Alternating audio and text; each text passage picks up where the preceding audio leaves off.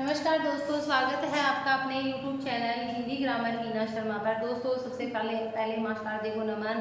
दोस्तों हम पर्यायवाची कर रहे थे। पर्यायवाची के अंदर हमने बहुत सारे शब्द देख लिए थे हमने, और आज हम नए शब्दों के साथ पर्यायवाची की शुरुआत करते हैं। दोस्तों अगर आपने मेरे पिछले वाले वीडियो नहीं देखे हैं तो एक बार प्लीज़ उनको देखना कि पर्यायवाची मैं कह सकती हूँ कि बहुत ही आसान तरीके से आपको बहुत अच्छे से समझ में आ जाएंगे। हम आज जो पर्यायवाची देखते हैं, सबसे पहले हम सरस्वती के पर्यायवाची देखते हैं। देखो सरस्वती के पर्यायवाची की हम बात करते हैं तो कहते हैं कि ब्रह्मा ने सृष्टि का सर्जन किया था। ब्रह्मा ने सृष्टि का निर्माण किया। ब्रह्मा ने सृष्टि का निर्माण तो कर दिया, लेकिन उन्होंने इस सृष्टि के अंदर क्या नहीं दिया? आवाज़ नहीं दी, नाद नहीं दिया। तो सभी देवता लोग कहने लगते हैं ब्रह्मा जी की कि ब्रह्मा जी आपने जो ये सृष्टि रची है बहुत ही सुंदर अद्भुत है, लेकिन ये सारी की सारी सृष्टि एक जड़ अचेतन अवस्था में दिखाई दे रही है। ब्रह्मा जी ने भी ये बात सोची कि बिल्कुल सही है, और उन्होंने वसंत पंचमी के दिन कहते हैं, लोक कथाएं हैं कि अपने कमंडल से जल छिटका और सरस्वती का जन्म हुआ। तो हम कह सकते हैं कि जो हमारी कहने का मतलब है कि उन्होंने संसार की हर एक चीज के अंदर अपनी आवाज दी थी। बसंत पंचमी के दिन ब्रह्मा जी ने सरस्वती को जन्म दिया, और कई लोक कथाएं ये भी कहती हैं कि जो सरस्वती थी बहुत ही सुंदर थी, तो ब्रह्मा जी ने सरस्वती से विवाह भी कर लिया था।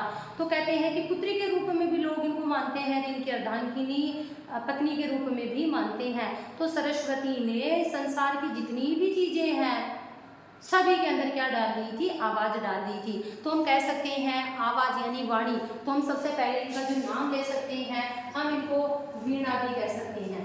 वाक का मतलब होता है आवाज, वाक का मतलब होता है आवाज होता है। तो हम वाक धन ईश्वरी यानी हम इसको वागीश्वरी भी कह सकते हैं। ब्रह्मा जी की मैंने कहा कि ब्रह्मा की पुत्री है तो ब्रह्म सुता भी कह सकते हैं। फिर वो वाली बात आ जाती है कि ब्रह्मा की बेटी होने के कारण ब्रह्म सूता कह दो, वो ये जुगाड़ करके हम क्या कह सकते हैं? ब्रह्म आत्मजा, ब्रह्म तनया पुत्री भी कह सकते हैं। ब्रह्मा के आगे अगर हम क्या लगाते? बेटी के पर्यायवाची लगाते तो सारे के सारे दोस्तों हमारे किसके बन जाएंगे? हमारे सारे के सारे सरस्वती के बन जाएंगे। इसके अलावा दोस्तों हम बात करते हैं कि देखो विधात्री क्यों कहते हैं? क्योंकि ब्रह्मा ने क्या किया? सृष्टि का निर्माण किया यानी विधान किया यानी रचना की, तो उनकी पुत्री के होने के कारण दोस्तों हम इनको क्या कहते हैं? विधात्री भी कहते हैं। और आपको पता है कि वीणा भी कह सकते हैं और वीणा वादिनी भी कह सकते हैं। दोस्तों सरस्वती है ये क्या करती हैं? वीणा का वादन करती हैं, इसलिए हम क्या कह सकते हैं? वीणा वादिनी भी कह सकते हैं। हम इनको दोस्तों वाचा भी कह सकते हैं। इसके अलावा जैसे और वीणा वाणी को ही कहते हैं। तो कहने का मतलब है आवाज के जितने भी पर्यायवाची हैं वो सारे के सारे, शारदा तो भूल ही गए हम, शारदा तो हमारी माँ सरस्वती को कहते ही है। इसके अलावा हम कह सकते हैं वीणा पाणी भी तो कह सकते हैं। क्यों? क्योंकि इनके वीणा यानी वीणा पाणी यानी हाथ, जिनके हाथ के अंदर क्या हो? वीणा। तो वो वीणा किसके हाथ में हमें दोस्तों देखने को मिलती है? सरस्वती के हाथ में देखने को मिलती है, इसलिए हम क्या कह सकते हैं? इनको वीणा वाणी भी कह सकते हैं। और भाई हमें विद्या कौन देती है? सरस्वती ही देती है, तो हमें विद्या की देवी भी कह सकते हैं। इसके अलावा विधात्री ब्रह्मसुता, ब्रह्मा की पुत्री होने के कारण हम इनको ब्रह्मावी भी कह सकते हैं। तो दोस्तों आपको बहुत ही अच्छे से समझ में आ गई हो कि जहाँ पर आवाज की बात आए, जहाँ पर वीणा यानी नाद की बात आए, वो सारे के सारे हमारे किसके हो जाएंगे? सरस्वती के हो जाएंगे। वीणा वाक यानी वाक का मतलब ये तो संधि होके शब्द बना है। वाक का मतलब होता है आवाज। आवाज की ईश्वर कौन है? ईश्वरी भगवान कौन है? हमारी सरस्वती। ब्रह्मा की पुत्री होने के कारण ब्राह्मी, ब्रह्मसुता, ये बेटी के सारे हम पर्यायवाची लगा देंगे तो जुगाड़ करके हम कर सकते हैं। मैं बार बार मैं कहती हूँ रटने के बजाय, ट्रिक के बजाय अगर हम शब्दों को व्यवहार के माध्यम से तोड़कर अगर हम अर्थ निकालेंगे तो बहुत ही आसान तरीके से हमें पर्यायवाची समझ में आएंगे। विधात्री वही है कि विधान बनाने यानी नियम बनाने का काम कौन किया? हमारे ब्रह्मा जी। तो ब्रह्मा की पुत्री सरस्वती होने के कारण विधात्री कहलाई। वीणा वादिनी, वीणा का वादन करने वाली कौन, वाचा बोलने वाली कौन, वीरा वही वाणी को कहते हैं, शारदा उसी को कहते हैं, और जिनके हाथ के अंदर क्या है, वीणा पाणी है, वो हमारी कौन कहलाती है, सरस्वती कहलाती है। तो दोस्तों सरस्वती के बाद में और अगर हम देखें तो वागीशा, वही बात है, वाक धनीशा यानी वागीशा भी कह सकते हैं, वही बात हो जाती है, वाक यानी आवाज, ईशा यानी भगवान, वाक की ईशा कौन, भगवान, वही कौन हो सकती है, हमारी सरस्वती हो सकती है। आगे हम चलते हैं दोस्तों, तो आगे हम सरस्वती के बाद में जो पर्यायवाची लेते हैं वो लेते हैं लक्ष्मी की। पर्यायवाची शब्द है, उनको कभी भी रटने के माध्यम से नहीं पढ़ना चाहिए, शब्द में ही अर्थ मिले हुए होते हैं। अब आज हम लक्ष्मी के पर्यायवाची भी देख लेते हैं। देखो लक्ष्मी के पर्यायवाची देखते हैं तो कहते हैं कि पौराणिक कथाएं हैं कि समुद्र मंथन हुआ था और समुद्र मंथन के अंदर 14 रत्न निकले थे, और उन 14 रत्नों में से एक रत्न जो हमें मिलता है वो हमारी कौन थी, लक्ष्मी थी। तो हम अगर सबसे पहले कह सकते हैं तो लक्ष्मी यानी हमारे विष्णु की कौन थी, पत्नी। तो हम विष्णु के नाम के आगे पत्नी के पर्यायवाची लगा देंगे तो सारे के सारे किसके बन जाएंगे, हमारे लक्ष्मी के। तो हम ऐसे भी तो कह सकते हैं विष्णु प्रिया यानी विष्णु की प्रिया थी। इसके अलावा हम कह सकते हैं श्री, श्री का मतलब होता है धन, यानी लक्ष्मी धन दौलत के रूप में प्रकट हुई थी। तो पता ही है कि विद्या के लिए हम सरस्वती की आराधना करते हैं और धन दौलत के लिए हम किसकी करते हैं, लक्ष्मी की। तो ये, और इसको हम चंचला भी कह सकते हैं। चंचला क्यों कहेंगे हमें, क्योंकि देखो मन होता है चंचल, एक जगह स्थिर नहीं रहता, उसी प्रकार जो हमारा धन है वह भी एक जगह स्थिर नहीं रहता, इसलिए हम इनको क्या कह सकते हैं, चंचला भी कह सकते हैं। और पता है कि जो इनका आसन है वो क्या है, कमल, तो हम कह सकते हैं कमलासना, कमल पर आसन होने वाली कौन, कमलासना। हम कह सकते हैं कि आलय यानी घर कौन है इसका, तो कमलालय भी तो कह सकते हैं। देखो शब्द के अंदर ही अर्थ होते हैं, कोई रटने की जरूरत नहीं है।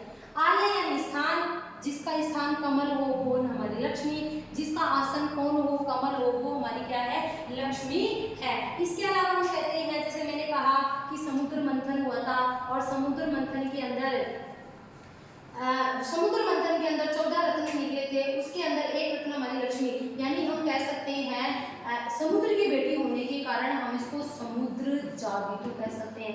वही बात आ जाती है कि समुद्र के पर्यायवाची हैं, उनके आगे बेटी के पर्यायवाची लगा तो सारे के सारे दोस्तों हमारे किसके हो सकते हैं, लक्ष्मी के पर्यायवाची हो सकते हैं। कई ऐसे कहते हैं कि समुद्र कहते हैं कि राजा भृगु की पुत्री थी, कई कहते हैं समुद्र मंथन में निकली थी लक्ष्मी, कई कहते हैं कि यह राजा भृगु की पुत्री थी, इसलिए इनका जो नाम निकलता है वो भार्गवी भी इनको कहते हैं। समुद्र जा कह सकते हैं, समुद्र तनैया भी तो कह सकते हैं, समुद्र तनैया।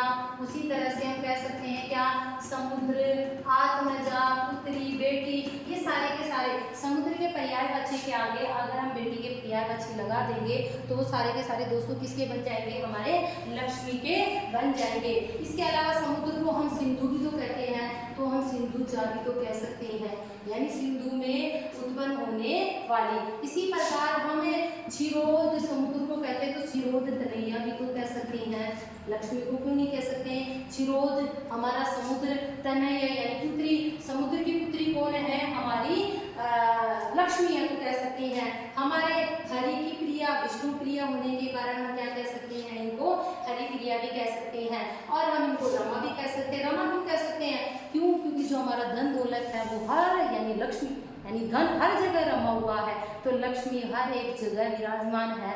हम कहीं से भी धन एक प्राप्त कर लेते हैं तो वही वाली चीज़ है, हर जगह रमा होने के कारण हम इसको क्या कह सकते हैं, रमा भी कह सकते हैं।